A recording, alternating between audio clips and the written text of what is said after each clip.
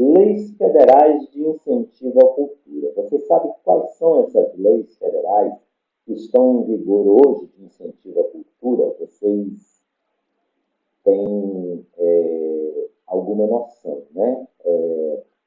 O artista, o produtor cultural, ele sabe alguma coisa sobre as leis federais, principalmente porque a gente bate muito nisso, né? A gente fala muito nisso o tempo todo, nas diversas leis federais que estão em vigor. A principal dela, o carro-chefe de todas das leis federais, é, lógico, a Lei Rouanet. O que é a Lei Rouanet? A Lei Rouanet, impressionantemente, ela é uma lei de 91, de 1991, a lei da época do então presidente Fernando Collor de Mello, ele que assina essa lei, mas muita gente não conhece a Lei Rouanet. A Lei Rouanet ela tem especificidades, né, muito bem colocadas, porque as instruções normativas da Lei Rouanet, elas definem cada ponto da lei. A lei ela é um pouco vaga, mas a instrução normativa ela vem colocar pontos de equilíbrio na Lei Rouanet. Então, a Lei Rouanet é a principal, hoje, ferramenta de fomento à cultura no Brasil. É a principal. Então, a gente precisa falar muito da Lei Rouanet, mas antes da gente se aprofundar, também tem a Lei Paulo Gustavo. A Lei Paulo Gustavo é uma lei que foi criada na pandemia, né, logo após o falecimento do nosso querido Paulo Gustavo, né, inesquecível Dona Hermínia.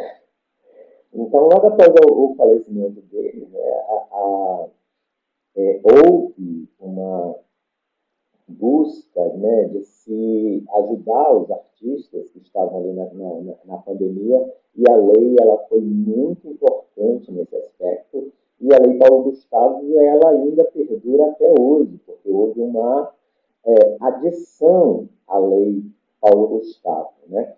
Então, a Lei Paulo Gustavo ela está tendo um papel importantíssimo, assim como foi a Lei Aldir Blanc. A Lei Aldir Blanc ela foi promulgada no meio da pandemia, aqui, dentro da pandemia, né, em 2020, e ela foi muito importante, porque ela veio num momento em que os artistas estavam meio que, né, desesperados, né? Imagina, não podia se fazer show, não podia se abrir teatro, não podia ter aglomeração de espécie alguma, e a Lei Aldir Blanc foi muito importante. A Lei Aldir Blanc foi o start, né, da gestão de projetos culturais, porque na Lei Aldir Blanc nós fizemos, foi quando surgiu essa necessidade de ter uma pessoa que produzisse, que elaborasse projetos culturais. Então, nesse momento em que eu me coloquei à disposição como gestor público, sou gestor público, sou pós-graduado em políticas públicas, sou pós-graduado em gestão de processos complexos e também estou fazendo pós-graduação em mídias digitais, né? E eu me coloquei na época à disposição de algumas pessoas, a ideia era ajudar minha filha, minha nora, mãe da minha filha, alguns amigos, né, muito importantes que são produtores culturais e fazedores de cultura, que estavam naquele momento tendo o impacto de ter que fazer um projeto cultural sem saber absolutamente para onde vai um projeto cultural. Tivemos a felicidade de ter vários projetos aprovados na Lei Aldir Blanc, e a Lei Aldir Blanc agora retorna com a PNAD, que é a Política Nacional da Lei Aldir Blanc, que ela vai até 2027 e tem uma previsão de injetar 15 bilhões de reais na cultura no Brasil. Então, a Lei Aldir Blanc foi importante e ainda é importante. Nesse ano de 2024 ainda há uma previsão de investimento, de fomento de mais de 3 bilhões de reais na cultura pela Lei Aldir Blanc, ainda nesse ano de 2024. Como eu inscrevo o meu projeto nessas leis de incentivo? Isso é uma pergunta que me vem quase que diariamente. Como é que eu faço para inscrever o meu projeto nessas leis de incentivo? Então, as leis de incentivo, elas têm algumas especificidades, né? De lei para lei, dependendo de lei para lei. Por exemplo, na Lei Rouanet, a inscrição na Lei Rouanet, ela é online, ela tem uma plataforma específica chamada Salic Web. Essa plataforma, ela abre dia 1º de fevereiro e ela vai até agora, segundo a nova Instrução Normativa, a Instrução Normativa número 11, que foi editada agora no dia 31 de janeiro, então ela vai até o dia 31 de outubro de cada ano, com exceção de planos anuais, e a gente vai falar disso depois, né? Organizações da sociedade civil podem ser financiadas quando com as despesas anuais dela, todas as suas despesas anuais, financiadas pela Lei Rouanet, mas esses projetos eles têm que entrar na plataforma até o dia 31 de agosto de cada ano. Então, os projetos culturais eles devem ser apresentados com no mínimo 60 dias antes do evento. Por exemplo, você tem um evento para o Dia das Mães. Dia das Mães é em maio. Então, você tem que apresentar pelo menos 60 dias antes, segundo essa nova instrução normativa, o prazo de aprovação do seu projeto passa a ser de 60 dias. Antes eram 90 dias, mas agora são 60 dias. A Lei Paulo Gustavo e a Lei Aldir Blanc, elas dependem de editais de chamamento público que são colocados pelos estados, pelos municípios e pelo Distrito Federal. Nesses editais é que vão vir os regramentos de como vai ser, né, conduzido o processo para a elaboração do projeto, para a aprovação do projeto e para a execução do projeto. Então, a gente precisa aguardar os editais. Alguns editais já saíram, né, os editais da Prefeitura de Porto Velho, por exemplo, já saiu. Aqui no estado do Paraná, onde eu estou agora, também já saiu, mas estão reeditando alguns editais da Lei Paulo Gustavo, agora ainda nesse mês de março, vai sair alguma coisa aí de Paulo Gustavo e depois de Aldir Blanc. Então, a inscrição nos projetos, ela se dá a inscrição nas leis, ela se dá através de projetos. Então, há necessidade de se fazer projetos, de elaborar um projeto conciso, um projeto que seja matador, um projeto que vá de encontro ao que o edital está pedindo e ao que a lei está pedindo. Então, nós precisamos ficar atentos às leis e aos editais. Além das leis federais, nós temos as leis municipais e as leis estaduais de incentivo à cultura. Muitos estados e municípios têm leis específicas que não dependem da verba federal, dependem de verbas estaduais e de verbas municipais. Eles têm programas de renúncia fiscal, por exemplo, o estado de São Paulo possui o PROAC, o município de São Paulo também tem, Rio de Janeiro, o município do Rio de Janeiro também tem, aqui no Paraná, o estado do Paraná tem o Profice, alguns municípios também têm, o município de Curitiba acabou de abrir um edital, agora, hoje. Então, Belo Horizonte acabou de abrir um edital, muitos estados e municípios têm leis estaduais e municipais que vão abater que a renúncia fiscal vai se dar pelo ICMS ou pelo ISS, também a Paraíba. Então, muitos estados. O que nós precisamos ficar? Precisamos ficar atentos. Você precisa dizer aí, diga no comentário aí de que estado você é, de que município você é, e a gente vai falar para você se o seu estado, se o seu município, se ele tem leis específicas de fomento, de incentivo à cultura. Qual a vantagem de ter um projeto aprovado na Lei Rouanet? Isso é uma pergunta, né? Mas por quê? As pessoas me perguntam, por que eu tenho que usar a Lei Rouanet? Qual a vantagem que eu tenho com isso? De ter, primeiro, visibilidade e prestígio. Projetos aprovados na Lei Rouanet, ele dá uma maior visibilidade para você e dá um maior prestígio para você também. Ele dá um up na sua carreira. O apoio via incentivo fiscal, ele é visto como um reconhecimento oficial do valor cultural da sua iniciativa, porque o fato dele ser aprovado significa que a cultura que você está fazendo, o investimento cultural que você está fazendo, é uma iniciativa de valor, é uma iniciativa que o Estado tem prazer, que o Estado quer apoiar.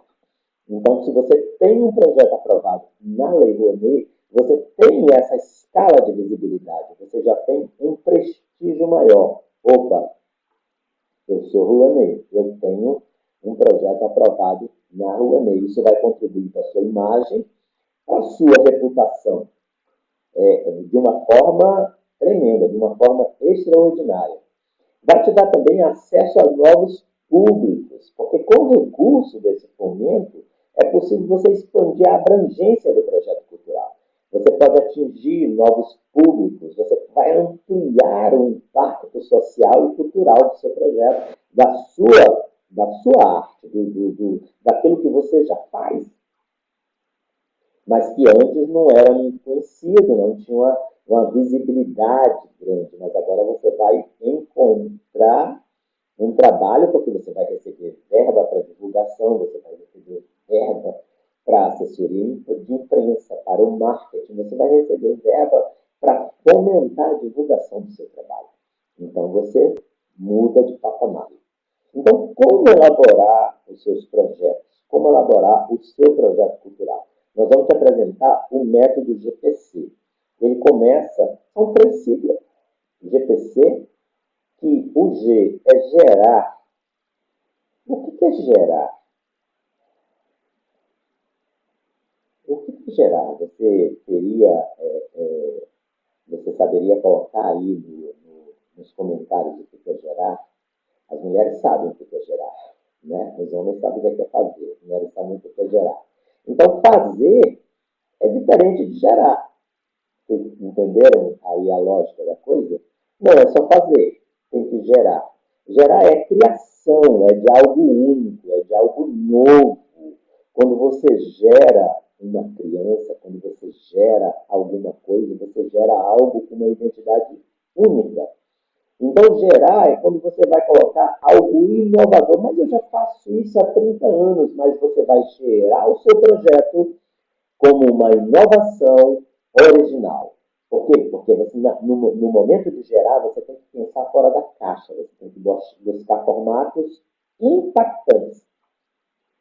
E abrir mão da sua essência, lógico.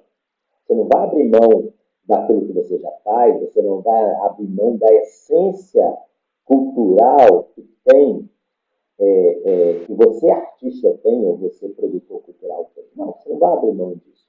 Mas nós vamos tornar esse produto que você já tem em algo que vai ser único, em algo que vai ser inovador. Todo mundo canta, todo mundo compõe, todo mundo dança, mas somente aqueles que conseguiram conquistar, construir algo único, músicas inovadoras, né, composições inovadoras, dança inovadora, peças teatrais inovadoras, só esses que se destacaram dos demais. Então, esse é o primeiro passo. Você vai gerar. O segundo passo, você vai potencializar aquilo que você gerou. Geramos, mas agora vamos potencializar. O que é potencializar? Maximizar o potencial do projeto. Já existe um projeto gerado, mas nós vamos maximizar, nós vamos estabelecer parcerias estratégicas para garantir que cada elemento do projeto seja otimizado para ganhar um maior impacto. O importante é ele ser o mais impactante possível para impactar mais pessoas, para impactar mais patrocinadores, para impactar mais incentivadores. Essa é a ideia do método GPC. E o C é catalisar. Catalisar é impulsionar o projeto para além da sua execução. O projeto ele precisa gerar um legado, criar uma reação em cadeia, ele precisa inspirar novos projetos, outros artistas, outros produtores culturais, e gerar um legado duradouro, um legado que você vai.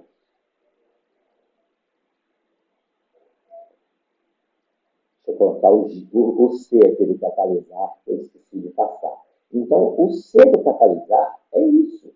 É você fazer com que aquilo que você gerou, que foi potencializado por outros elementos, agora ele seja impulsionado para além da sua execução.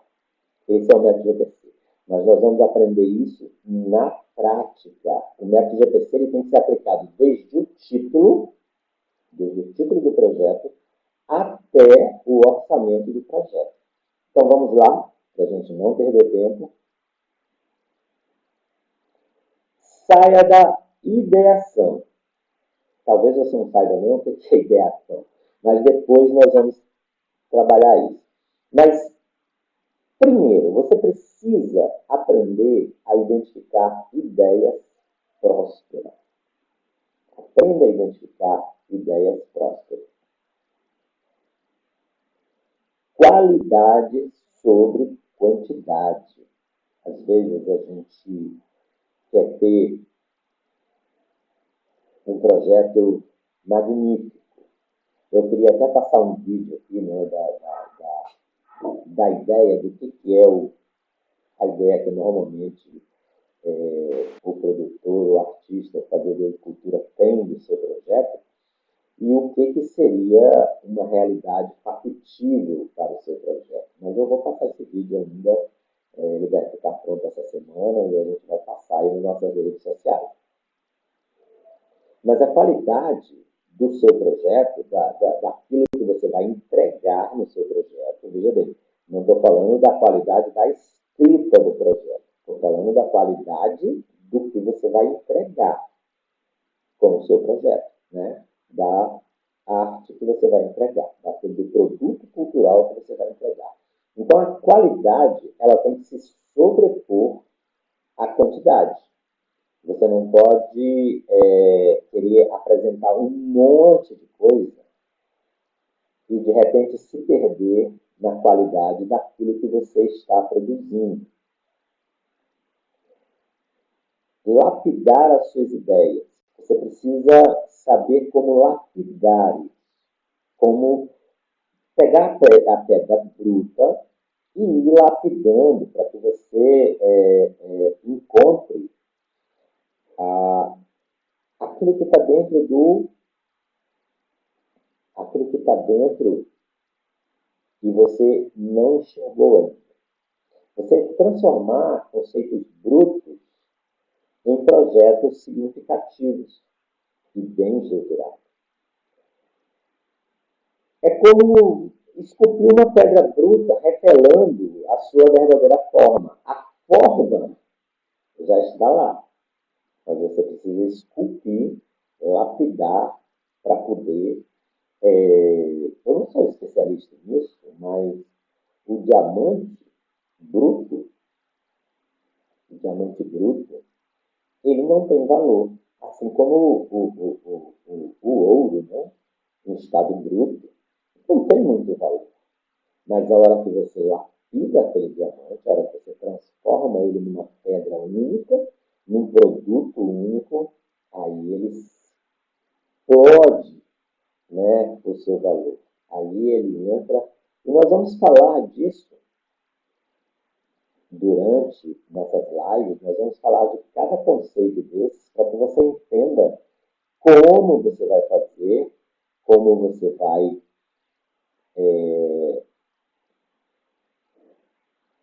como você vai mudar de patamar usando esses conceitos básicos. Você começa com algumas perguntinhas que são simples.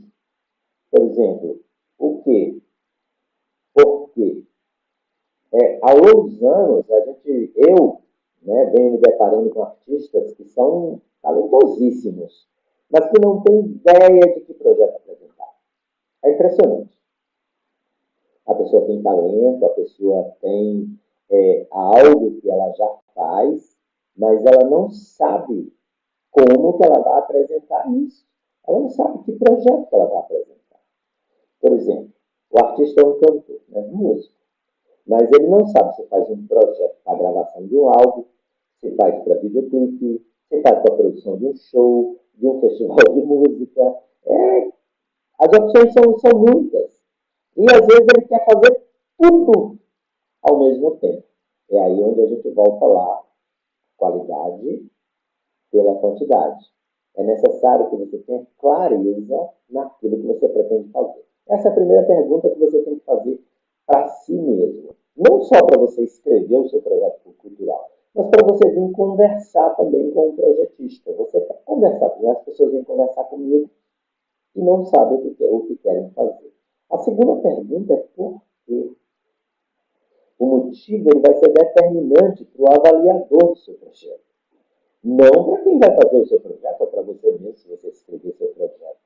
Mas na fase de captação de recurso, isso vai ser crucial, porque o motivo de você estar apresentando esse produto cultural. Faz sentido para alguém liberar a verba para aplicar no seu projeto? Faz sentido? Qual a relevância cultural que o seu projeto tem? Seu projeto é algo inédito? Seu projeto atende a alguma dor da sociedade, da população? Então você tem que entender isso, começar a questionar porquês do seu projeto, os porquês. Isso vai ser determinante. São as duas primeiras perguntas. Quer outras perguntas? Onde? Quem? Parece ser brincadeira, né? Mas o local onde o projeto será executado é crucial, assim como a localização geográfica mesmo. Muitas vezes o artista quer executar o projeto no teatro, com poltronas de couro, ar-condicionado, localizado lá numa área nobre da cidade, mas o público-alvo do projeto gostaria de vê-lo numa praça, ao ar livre, num ponto central da cidade, ou num ponto central do bairro, onde aquela população vive. Muitas vezes a gente quer apresentar o projeto num lugar onde o nosso público não está. E aí o artista fica frustrado porque na hora que ele está lá no teatro não aparece ninguém para ver o projeto. E aí? O que você vai fazer? E aí não tem o que fazer, Quem? É uma pergunta também que precisamos fazer. Talvez essa pergunta seja a primeira que deveria ser feita, que você deve fazer. Por quê? Porque ninguém realiza nada sozinho. Então, muitos artistas me procuram, muitas vezes, querendo fazer seus projetos. Os projetos são bons, mas ele não tem uma equipe. É preciso que você monte uma equipe para ajudá-lo a executar o seu projeto. Usando o mesmo exemplo do Festival de Música, por exemplo, do músico, que quer fazer um projeto. Ele vai fazer um festival de música. Ele, além do artista, ele precisa de um produtor musical, ele precisa de um diretor artístico, ele precisa de um produtor audiovisual, se ele quiser filmar aquilo, se ele quiser transmitir aquilo ao vivo ou gravado, mas ele precisa de outros profissionais que estejam com ele, então comprometidos com a execução do projeto. Porque a partir do momento que você forma a equipe na hora de fazer o projeto, você compromete essas pessoas com o seu projeto. E isso muda de figura na hora de apresentar, ao parecerista. Então, essas perguntas são cruciais. Tem uma outra pergunta, deixa eu passar aqui, que é crucial, né? Quando e como? Poxa, parece tão óbvio, né? Mas quando? Pensar na execução do projeto antes da sua elaboração vai mitigar um monte de problema que você pode ter depois, caso o projeto seja aprovado, lógico. E vai ser aprovado, tá? Profetize na sua vida que vai ser aprovado. Por exemplo, meu projeto está ligado aos festejos juninos, né? A Lei Rouanet, ela vai fomentar quadrilha junina, ela vai fomentar desde a compra, de fazer as fantasias, de fazer os figurinos, né? Carro de som, o que você precisar, é possível a gente fazer na Lei Rouanet. Mas você quer fazer para a festa junina. Nós estamos em fevereiro, você quer fazer para a festa junina, que ocorre em junho, se é a festa junina, né? Lógico, lá em Rondônia tem umas festas juninas que ocorrem em agosto. Mas tudo bem. Que seja em junho, julho, agosto, sem problema. E você deixa para apresentar o projeto em junho, lembra dos 60 dias anteriores? Você tem que pensar nisso, são 60 dias para ser aprovado, depois você ainda tem que captar o dinheiro. Então, se você apresentar o projeto agora, a gente consegue fazer esse projeto em junho. Mas se você apresenta agora, se você deixa para apresentar em junho, talvez você só faça esse projeto em dezembro. E aí você perde, né, a temporalidade. Você vai apresentar uma quadrilha junina no Natal, vai ser uma quadrilha natalina, seria isso, só se for. Então, um outro exemplo é um festival de música, de novo.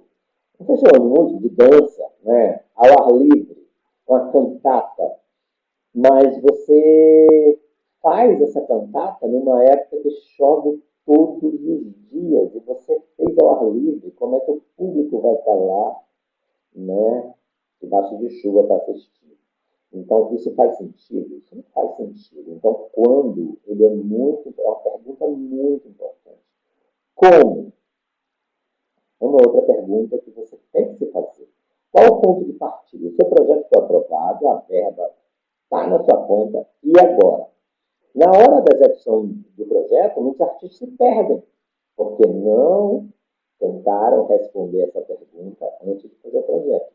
Como eu vou executar? Vamos de novo para o festival? Quem vai tocar? Quem vai cantar, né, no meu festival? Como eu vou selecionar esses artistas que vão cantar, que vai tocar? Como é que vai ser a curadoria disso aí para participar? Vai premiar os melhores ou não? Né? Se vamos premiar, qual vai ser o critério da premiação? Quem vai decidir? Vai ser um júri? Vai ser o voto popular? Vai ser decidido por, como está na moda agora, né? Por curtida, por likes, ou por comentários na internet? Então, isso tem que ser pensado antes.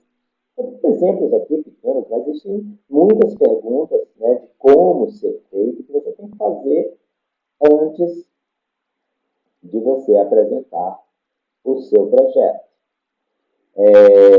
Me diga aí nos comentários se você está entendendo, se você está compreendendo aí, tá?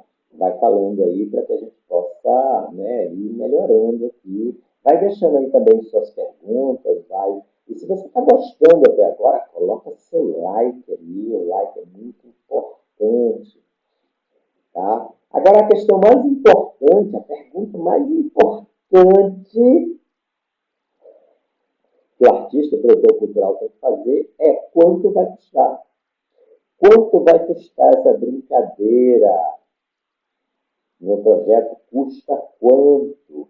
Porque muitos artistas, né, eles, quando o projeto é aprovado, ele descobre que a verba não dá. Ele descobre que não dá para fazer. Aí ele fala, poxa, não dá, não tem jeito. E da mesma forma,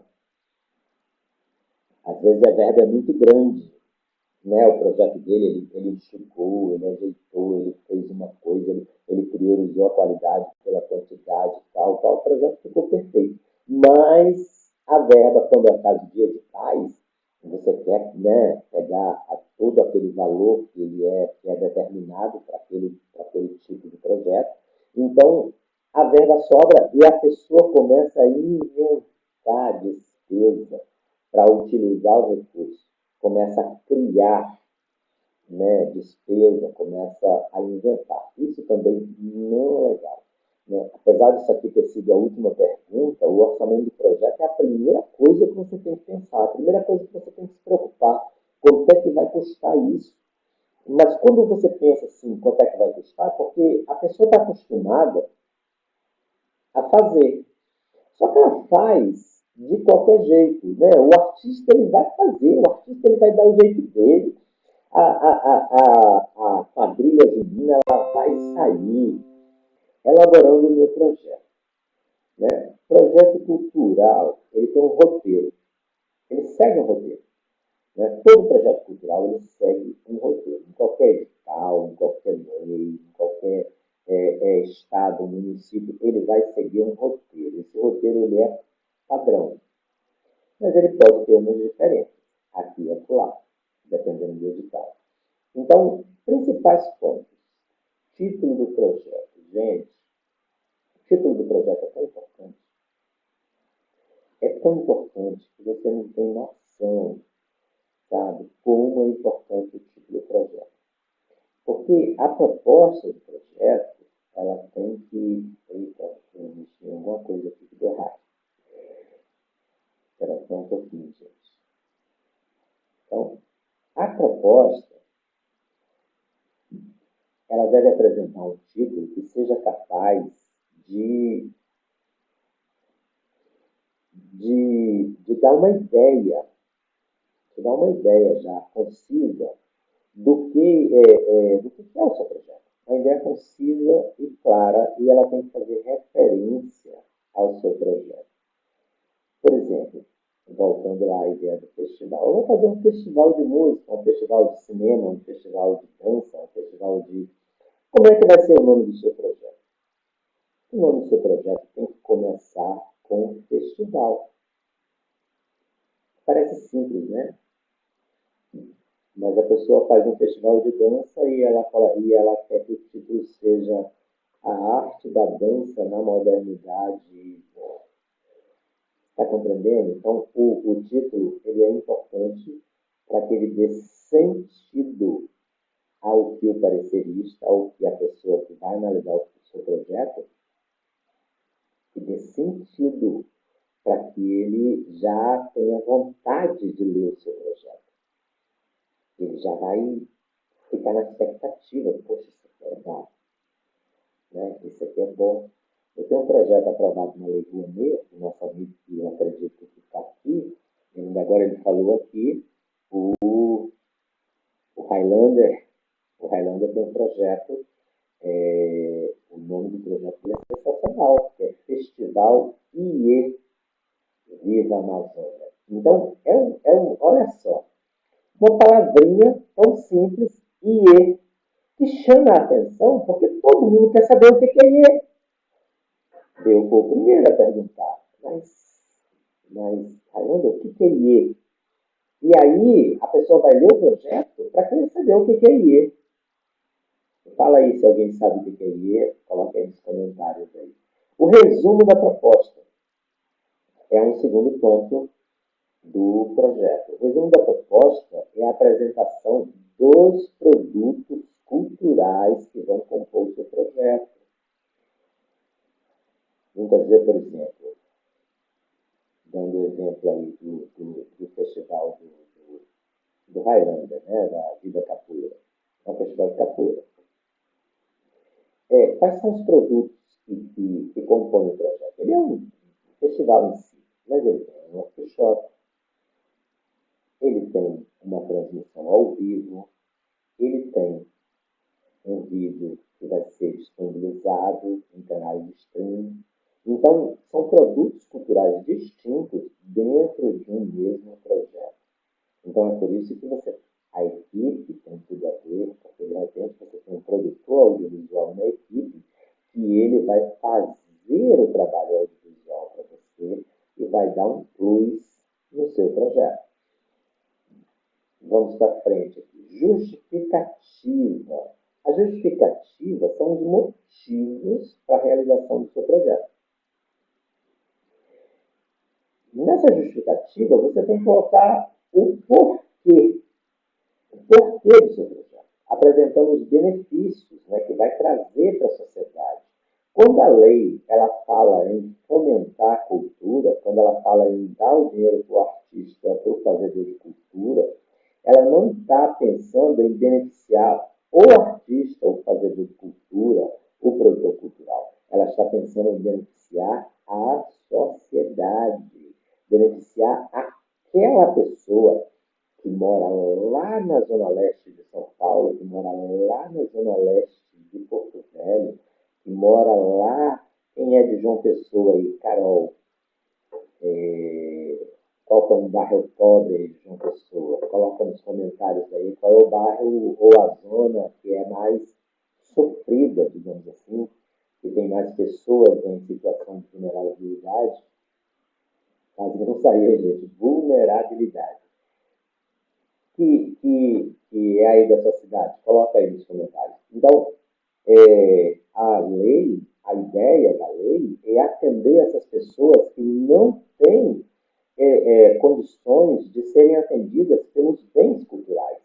Então, a lei vem fomentar o artista para que o artista leve a cultura até essa população. Mesmo que seja em grandes teatros, em grandes complexos culturais, mas ele vai dispor de alguma fatia para distribuir produtos, ingressos grátis, para distribuir, se for o caso do livro, para distribuir livros gratuitamente, se for o caso de CD, a mesma coisa, né? Ingressos gratuitos, ingressos de meia entrada, ingressos com valores abaixo do normal. Então, a justificativa é essa. Os objetivos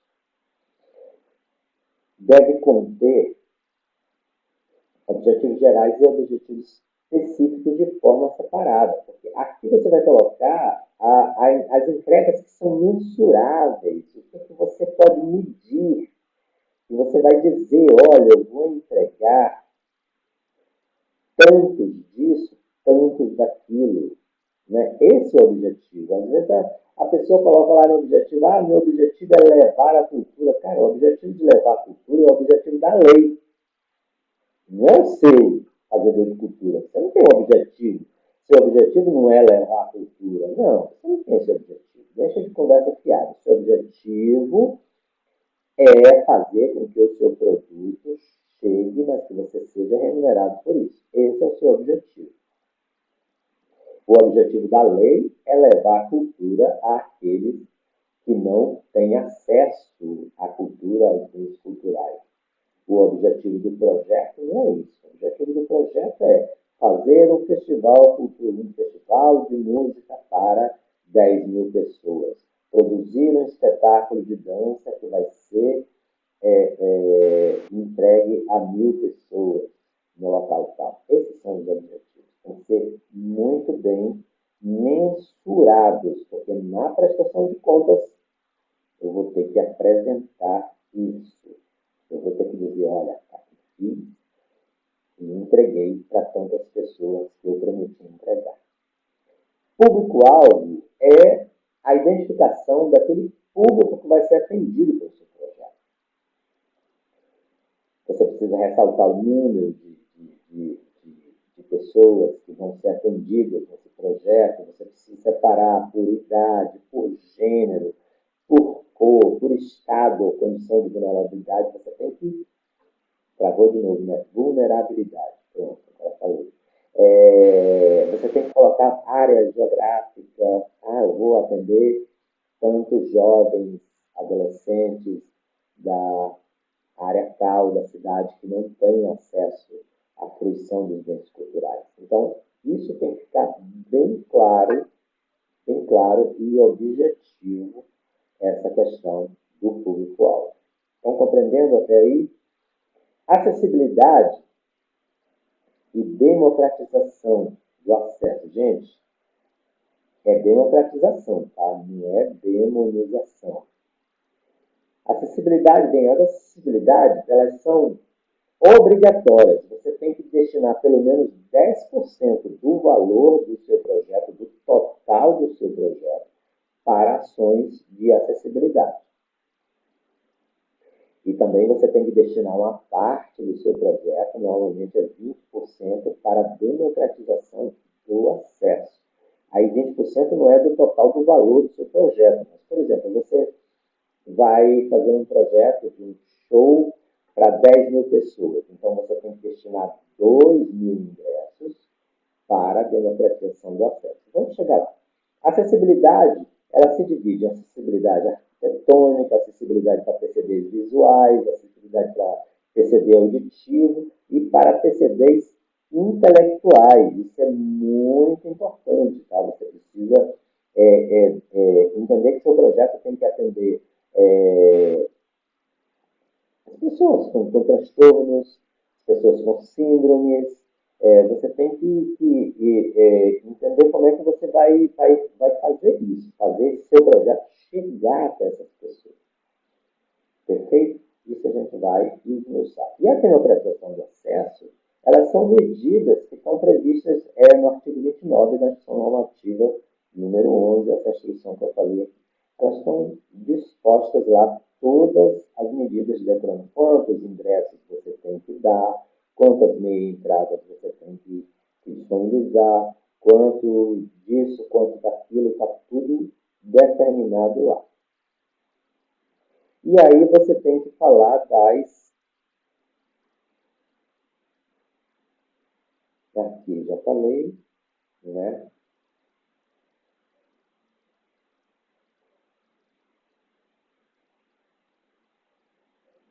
Uma observação importante é que você precisa assegurar no mínimo 10% para as medidas de acessibilidade. Tá? Essa é a observação importante que eu já comentei com vocês aí. As etapas de trabalho. Deixa eu parar isso aqui, que ele está passando aqui sozinho. Não é para te passar. É para te ficar quieto aí. As etapas de trabalho. As etapas de trabalho se dividem em pré-produção, produção, que é a execução propriamente dita, e pós-produção. Todas as três etapas são igualmente importantes. Tá? Não é só a produção, a execução, que ela é importante. A pré-produção também é muito importante e a pós-produção é muito importante. Muitos projetos são reprovados porque o projetista ou o artista não deixou de contemplar a pré-produção. Porque é na pré-produção que nós vamos fazer as contratações, por exemplo. O gestor do projeto, o gestor, aquela pessoa que vai gerir, que vai te ajudar, que vai elaborar o projeto, que vai fazer todos os trâmites burocráticos do projeto, ela tem que ser contratada na pré-produção. Então, se você não contemplou isso aí, você vai estar deixando de atender um critério, né, muito importante da elaboração do projeto. E a ficha técnica é algo assim que você precisa ter uma atenção especial, porque na ficha técnica é onde você vai colocar a sua equipe. E você precisa deixar bem claro na ficha técnica quais são as funções de cada um da equipe. Cada um da equipe tem que ter uma função bem clara. Né? Você precisa, por exemplo, o proponente. O proponente ele não é remunerado por ele ser proponente. Ele é remunerado porque ele vai ter uma função no projeto. Né? Ou ele é o artista principal, e além de ser o artista principal, principal, ele precisa ser o responsável técnico-financeiro, é o responsável pelo projeto, é o responsável por gerir os recursos do projeto, é o responsável por entregar o produto cultural que ele está colocando ali, que vai entregar no projeto. Então, essa é a função dele e ele vai ser remunerado por isso. E a equipe, você pode colocar, você deve colocar os dados da equipe.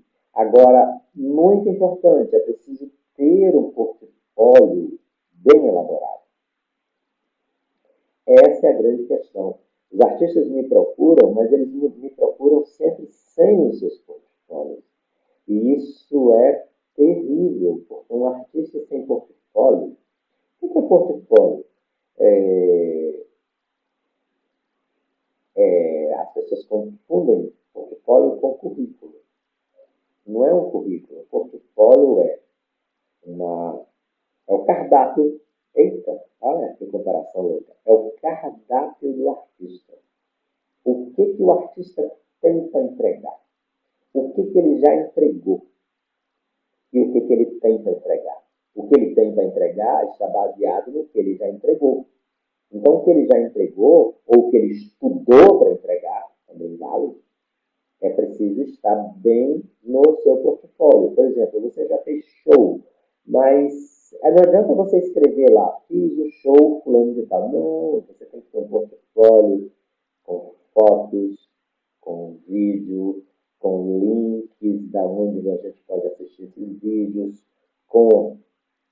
Estou balançando a mesa aqui, gente. Vocês viram de uma tremida assim? Foi a mesa que eu balancei aqui sem querer. Com clipping, né, notícias que saíram em jornal eletrônico, redes sociais, alguém que comentou lá na sua rede social, que assistiu, que foi muito bom, lives. Então, isso tudo é uma reunião de dados que vai constituir o seu portfólio e o portfólio da sua equipe. Cada integrante da equipe precisa ter o seu portfólio separado. Então, o grande mogórdio, mostraram mogórdio, do projeto cultural são artistas, produtores culturais, fazedores de cultura, que estão aí há 30 anos no mercado, 15 anos, eu já vi até de 40 anos, e a pessoa não tem um portfólio, não tem o que mostrar, uma pessoa que atuante, pessoas que estão ali, que estão no mercado o tempo todo,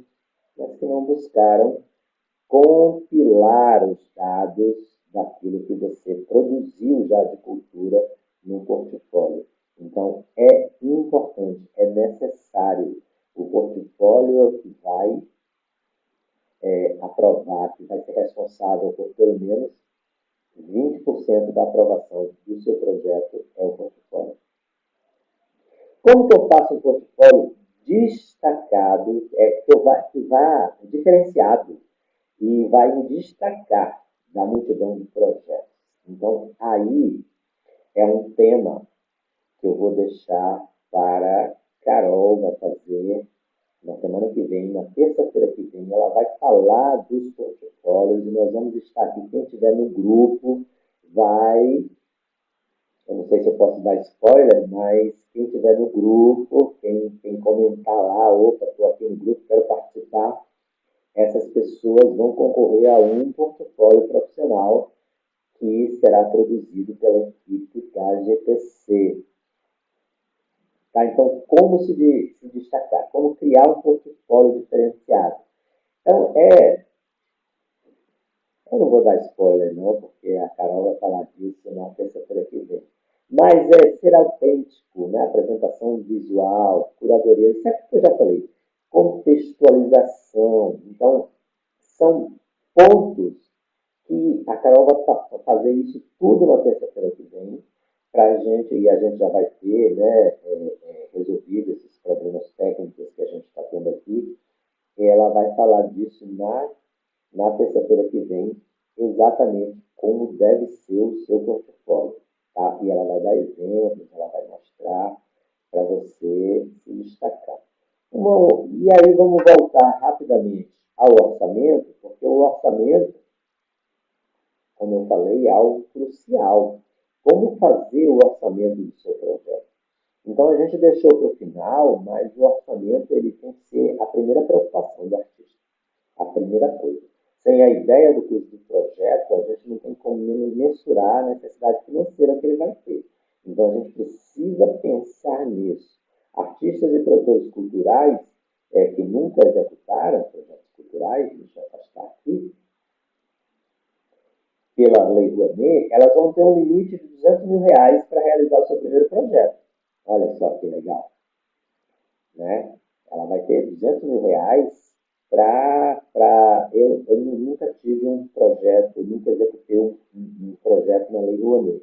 Então, eu chamo de o projeto semente, então a gente vai poder fazer um projeto de R$ 200.000 para você fazer o seu primeiro projeto. E ali, depois desses R$ 200.000 que você executou, que você prestou contas, né? E nós estamos aqui para te auxiliar, para que saia tudo perfeito, você vai poder pegar até R$ 6 milhões no próximo projeto. Mas calma, ninguém vai pegar 6 milhões ainda não. A gente vai falar disso. Por quê? Porque depois tem a prestação de contas, né? Eu posso dar mais uma palhinha do orçamento? Né? A gente vai tratar isso mais a fundo, mas o orçamento, na Lei Rouanet, ele tem os custos do projeto, que é pré-produção, produção, pós-produção e os custos de assessoria contábil e jurídica. Mas ele tem os custos vinculados. Os custos vinculados, é importante falar disso, porque são custos de administração, que pode ser até 15% do projeto, são custos de divulgação, que pode ser até 20% do projeto, e custos de captação de recursos. Isso é muito importante, tanto a divulgação como a captação de recursos, porque não que a administração não seja importante, também mas você precisa, o patrocinador, ele quer ver o nome dele na mídia. Então, você tem que ter custo de dinheiro para divulgar. Você tem que ter dinheiro para pagar as pessoas que trabalham com captação de recursos, que vão te ajudar nessa captação. Pessoas que são empresas que já têm clientes aguardando o seu projeto lá para ele ser comentado. Tá? E a prestação de contas não pode ficar de fora, porque você não pode esquecer. Na Lei Rouanet, você tem um prazo máximo de 60 dias para entregar o relatório final. 60 dias, esse prazo ele é improrrogável, não tem prorrogação, tá? Nós vamos fazer um vídeo no YouTube, no nosso novo canal, Gestão de Projetos Culturais. Eu gostaria que você já se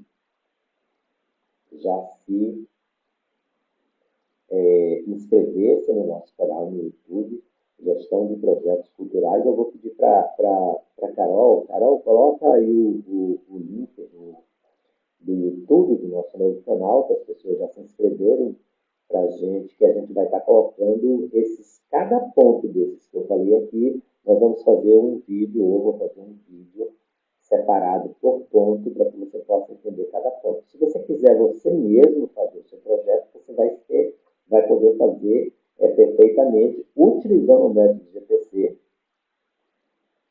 tá? Porque você vai ter todas as dúvidas tiradas lá no